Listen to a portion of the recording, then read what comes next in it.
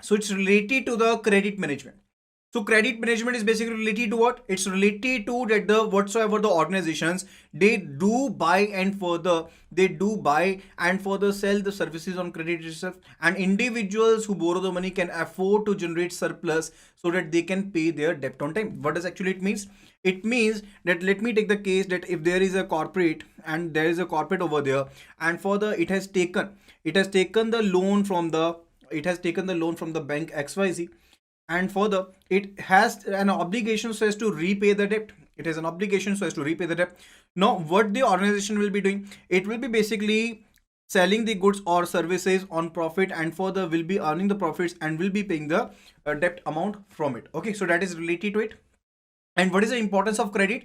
So credit, if we just take it the look at the functions of the bank over here, then credit is a core function of the bank. So what actually bank does? Bank actually accepts the deposit from the public and further do invest them or do basically use it for the lending purposes. So it is a core function of the bank itself. So funds mobilized from the deposits are deployed by the bank. So those all funds are deployed by the bank. So banks do act as intermediaries. So banks are what? Banks are financial intermediaries, and further these just take the funds from the deposits from the public itself and further use it for the lending and investment purposes. And also it is very much important for the economic development of the country, because it's not possible that each and every person will be having the access to the credit over there. So banks come in between, banks come in the front line over there, where they do lend the money to other people who are basically needy and who they want to invest into the businesses over there. And further those businesses invest that particular money in such a way that they can earn the profits out of it, and further they repay their debts. Now what is the responsibility of the bank? Because this particular deposit is not belonging to the bank, is not basically related to the bank itself. They are having the obligation so as to pay the amount back to the investors, to back to the depositors, to who have basically invested their money, who have basically kept their surplus money with the bank itself. Now the bank is having the obligations to so as to repay the amount whensoever necessary, whensoever they demand for it. And further the bank is to take care that whatsoever the amount is lent by them, that must be managed properly. So they, whensoever the credit facilities are to be extended by the bank to the borrowers, banks do take care about some of the points which we'll be learning. Okay, so the importance of the bank lending is for following for the bank itself, because bank is earning the profit out of it, and it is very much beneficial for the development of the economy, and it is very much been beneficial for the monetary system and for the society itself. That is related to the importance of the bank. Now let us have a look at the principles of lending. First of all, it is related to safety and security principle. Safety principle means timely return the funds lent by the bank.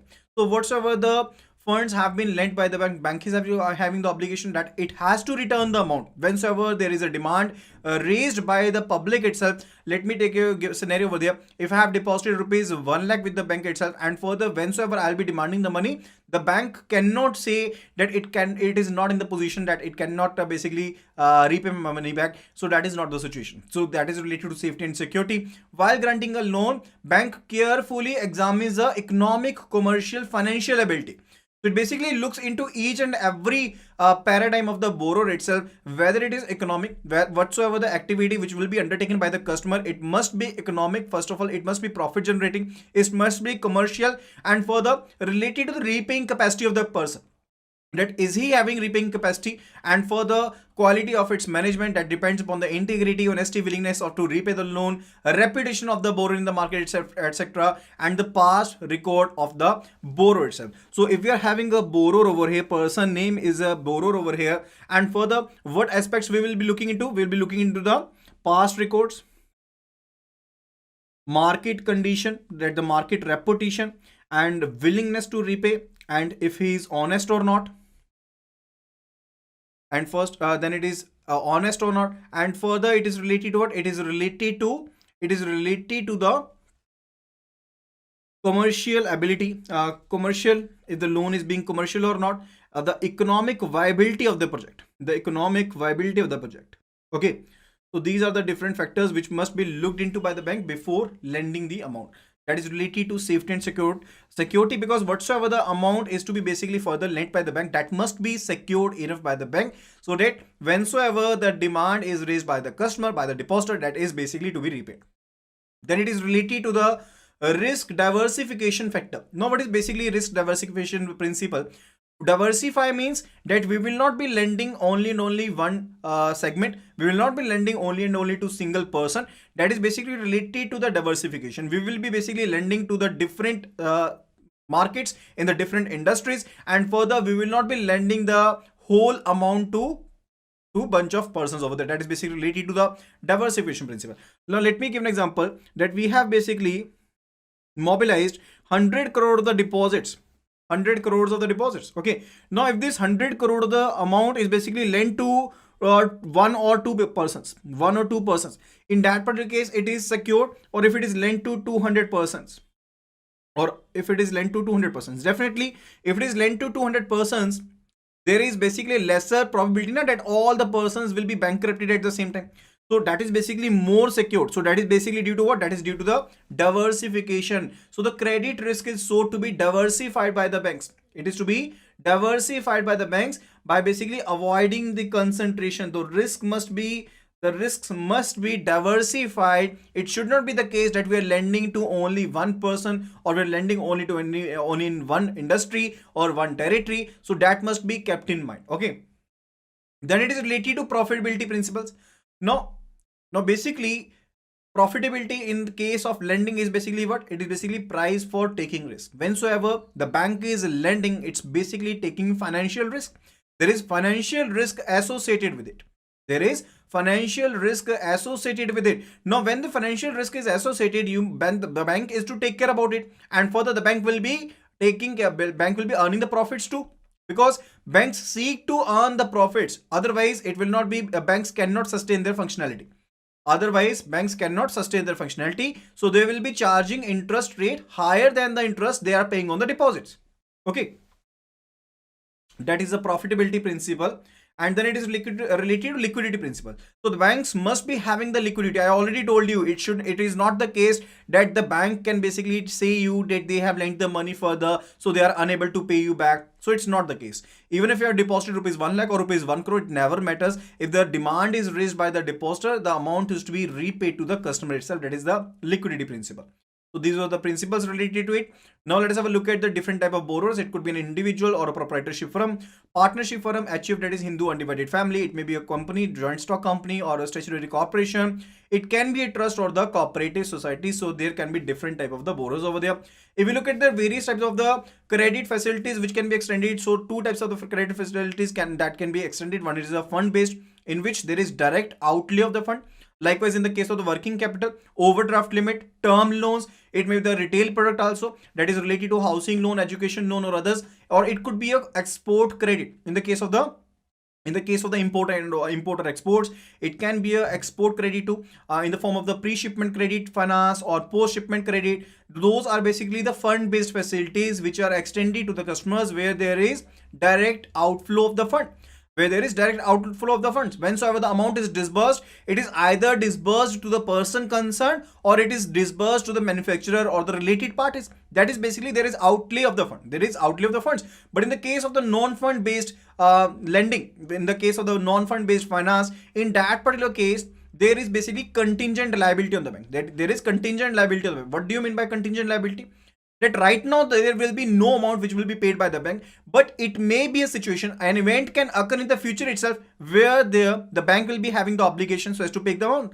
So that is related to what? That is basically said to be the crystallization of the liability. If something, basically if an event is triggered, in only that case the amount is to be repaid by the bank. That is a liability which is on the bank, and it is said to be what liability? It is said to be the contingent liability. And if the contingent liability crystallize, in that particular case the bank is to pay the amount. That is why these are non-fund based facilities, because there is no direct outlay of the funds, but there may be an outflow of the funds on such later stage. Okay, so that is a non-fund based facilities, like bank guarantees, co-acceptances, or we can say letter of credits, documentary credits, or standby letter of credits, or different type of letter of credits are there. Then there can also be the derivative products. Now what are derivative products? Where there will be no direct outflow. If you have a CDS, that is credit default swap, in that particular case you'll not basically taking the liability as such, but if some credit event triggered, in that case you'll be having the liability. That is basically the same purpose of the derivative. Okay, further, it is related to the Reserve Bank of India guidelines. Now, the banks do form their credit policies, that what are different frameworks, procedures, processes they will be following, but they must be taken that must be taken care of the Reserve Bank of India guidance, because Reserve Bank of India is karta dharta of the bank. And further, the banks need to abide by the different rules and regulations which are basically directed by the Reserve Bank of India directly, or also conveyed under the different acts over there. Okay, so Reserve Bank of India, as per the Reserve Bank of India the guidelines, banks have adopted the business segment approach. Where they are to report all the functionaries to the bank.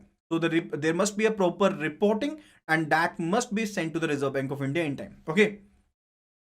Now let us have a look at the different segments over there. First of all, it is related to treasury. So whatsoever the investment portfolio, whether it is related to the capital market, whether it is related to the equity market, or any of the investments, that must be reported. And then it is related to retail banking. In case of retail lending, there are 4 criterions. What are those criterions? Let us have a look at it.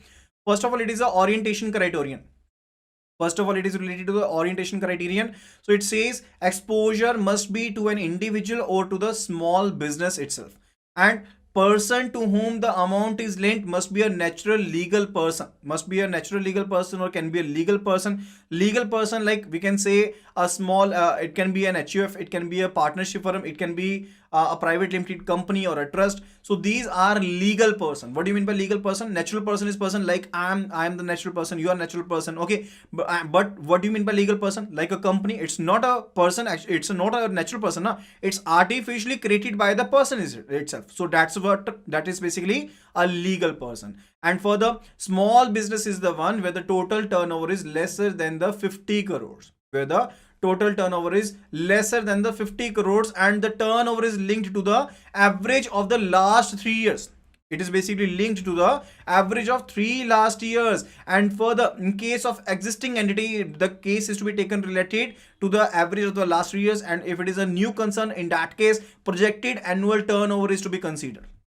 For the new entities, projected annual turnover is considered. So this is a first criterion, that is lending must be, the exposure must be to legal person, and further related to some small business only. Okay, further the second criterion, it is related to the product criterion.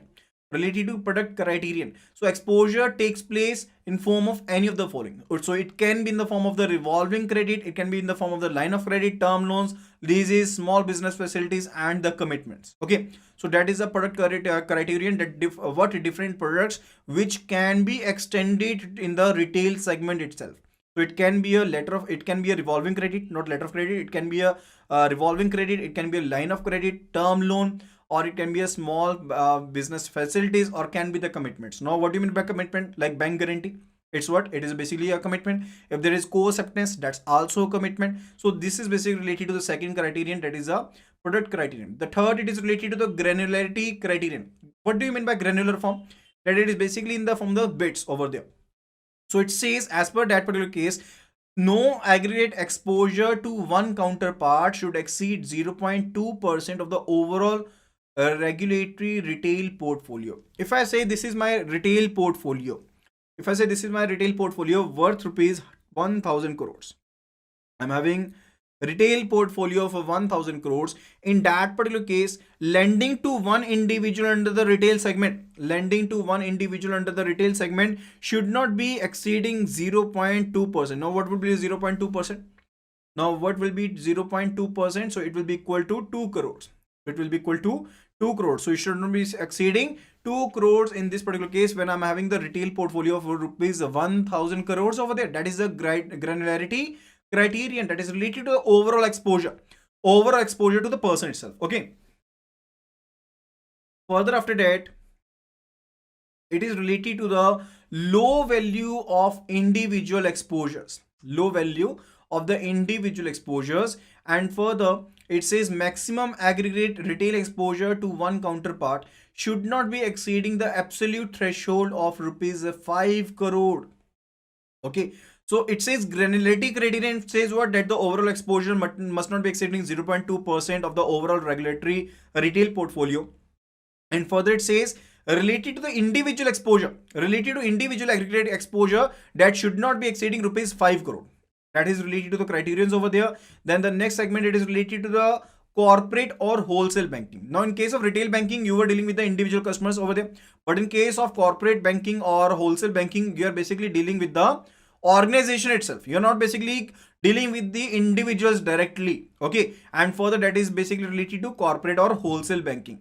Then further, it is related to other banking businesses. Now whatsoever the services or products which have not been covered under the treasury, under the retail banking, under the corporate or wholesale banking, those are covered under the other banking services, and also the para banking services are also covered under the other banking services. Okay,